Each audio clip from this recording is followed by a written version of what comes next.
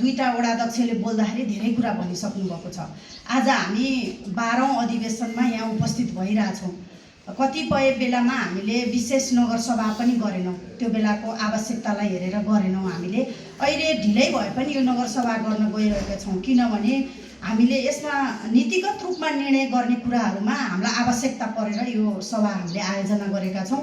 यो सभाले भनेको हामीले बजेटका कुराहरूमा सीमामा निर्धारण गरिसकेका सीमामा हेरफेर गर्ने कुरा होइन। नीतिगत रूपमा हामीले गर्नुपर्ने नियम नीतिहरूलाई नगरपालिकालाई चाहिने आवश्यकता भएको बनाउने र त्योभन्दा बाहेकका हाम्रो नगरपालिकामा अथवा वडामा काम कार्यान्वयन गर्दाखेरि परेका अप्ठ्याराहरूलाई सहज बनाउनको लागि मात्रै यो हिउँदे अधिवेशन हामीले आयोजना गरेका हौँ। यसमा ठुलो धेरै कुराहरू केही छैन। हामीले आफ्नो आन्तरिक क्रियाकलापहरूमा आइपर्ने बाधा व्यवधानहरूलाई समाधान मात्रै गर्नको लागि मात्रै यो अधिवेशन आयोजना गरिएको छ। यो चाहिँ अलि चाँडै हुनुपर्ने थियो, ढिला भएको छ, किनभने हाम्रो जेएनजी आन्दोलन अनि त्यसपछि चुनावको कारणले पनि हामीले पहिलो फेजमा जुन रफ्तारमा काम गर्नुपर्ने थियो त्यो काम हुन सकेन। काम हुन नसकेपछि त्यो किताबमा निस्किएको, रातो किताबमा निस्किएको कार्यान्वयनै नहुँदा किन सभा गर्ने भन्ने अर्थले हामीले हेरियो र यो अलिकति ढिला हुन गएको छ। ढिलै भए पनि हामीले यो अधिवेशन गर्न पाएका छौँ। सफलतापूर्वक सम्पन्न गर्नको लागि यहाँ सबैजना उपस्थित हुनुभएको छ। सबैलाई म नगरपालिकाकै तर्फबाट र मेरो व्यक्तिगत तर्फबाट यहाँलाई हार्दिक स्वागत, शुभकामना दिन चाहन्छु। धेरै कुराहरू मैले भन्न चाहिनँ, अघि नै हाम्रो वडा अध्यक्षज्यूहरूले नि भनिसक्नु भएको छ। जब 74 सालमा स्थानीय तहमा हामी निर्वाचित भएर आयौँ, त्यतिखेरको आवश्यकता के थियो भने पहिलो जोड चाहिँ पूर्वाधारमा थियो। पूर्वाधार यति आवश्यकता थियो कि भन्ने नै हो भने हाम्रो हाइवेको रूपमा रहेको यो मेन सडक नै नबनेको अवस्था थियो। त्योभन्दा भित्री सडकहरूको त मापदण्ड पनि निर्धारण भएको थिएन र कुनै बाटो पिच र ढलान भन्ने भेटिन्थेन। त्यो अवस्थाबाट काम गर्न सुरु गरेर आज हामीले लगभग भन्नुपर्दा नागार्जुन नगरपालिकाको कुनै वडामा पनि काम अब थोरै पर्सेन्ट मात्रै 10% भन्दा बढी काम बाँकी नभएको अवस्थामा पुर्याएका छौँ। पूर्वाधारको क्षेत्रमा हामीले शिक्षाको क्षेत्रमा पनि धेरै काम गऱ्यौँ। हामीले सरकारले लागू गर्न नसकेको निःशुल्क शिक्षा नागार्जुन नगरपालिकाले लागू गर्न सकिन्छ कि भनेर स्कुलको विद्यालयको चाहिँ विभिन्न मापदण्डहरू इन्डिकेटरहरू बनाएर त्यसलाई निःशुल्क बनाउनको लागि भनेर हामीले अनुदानको समेत व्यवस्था गऱ्यौँ।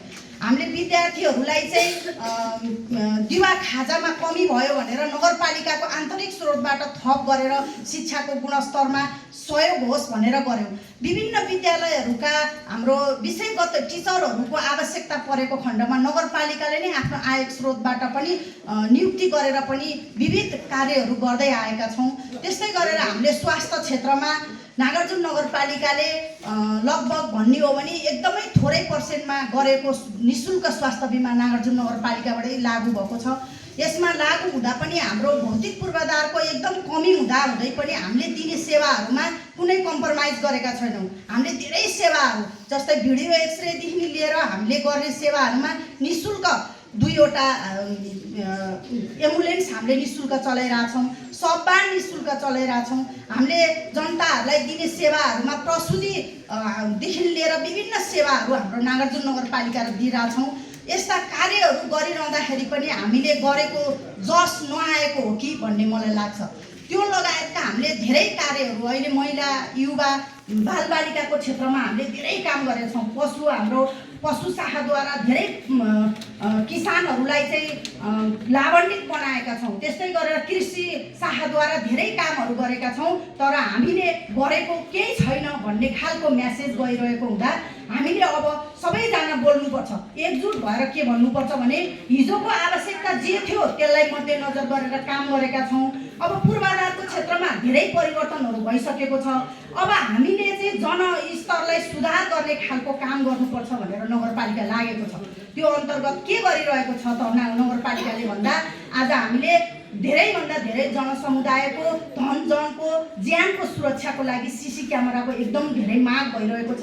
त्यो सीसी क्यामेरा एउटा फेजको हामीले टेन्डर गरेर काम सुरु हुँदैछ र त्यसमा सबै ठाउँमा पुर्याउन नसक्ने भएकोले हामीले केही रकम थप गरेर अर्को 3 करोड थप गरेर 5 करोडको सीसी क्यामेराको लागि हामी टेन्डर पठाउँदैछौँ। त्यस्तै गरेर बत्ती हामीले वर्षै पछि खर्च गर्ने तर जस पनि नआउने, कुनै व्यक्तिले आफ्नत्व पनि नलिएको हो कि भन्ने लाग्छ मलाई।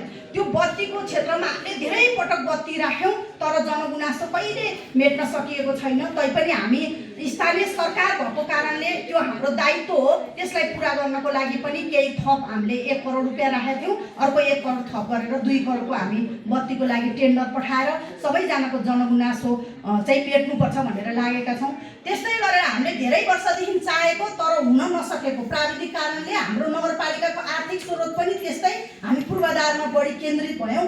हाम्रो घर नम्बरिङको कार्य, घर नम्बरिङ चाहिँ हाम्रो आय आर्जनसँग व्यक्तिको जनस्तरसँग जोडिने अनि त्यसपछि गएर हाम्रो व्यक्तिको विवरणहरू लिनलाई समेत काम लाग्ने र हाम्रो ऐतिहासिक बाटोहरू समेत जोडिने गरेर घर नम्बर बनाउनुपर्छ भनेर हामी लागेको छौँ। त्यसको टेन्डर भइसकेको छ। केही रकम नपुगेको हुनाले थप गर्ने उद्देश्यले नै हामीले यो नगरसभा राखिएको हो। त्यो लगायतका हाम्रो नीति नियमका कुराहरू एउटा दुईटामा परिमार्जन गर्नुपर्ने छ।